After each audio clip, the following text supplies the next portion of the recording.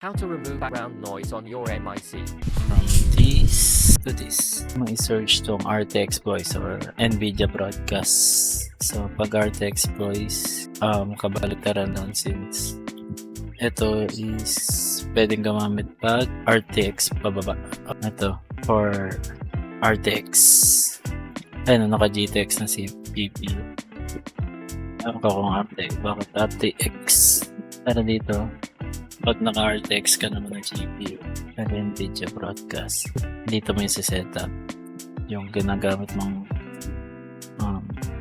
headset, mic dito sa microphone jack. Let's activate mo lang ito. Yan.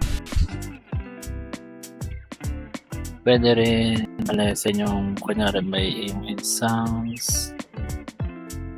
Ito rin. Ito naman yung maririnig mo. Dito is yung pumapasok. Dito yung output naman sa tenga. Sa camera.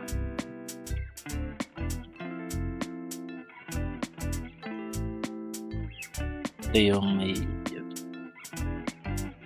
pag gusto mo background blur, dito lang rin siya. Yan. Pag auto frame. Auto frame lang madalas kong ginagamit.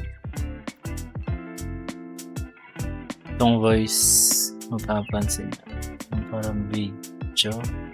Ito, may parang mga ganda-ganda.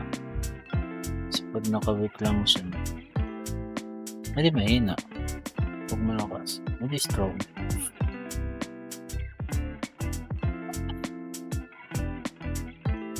And then, ano ba? Nakakata.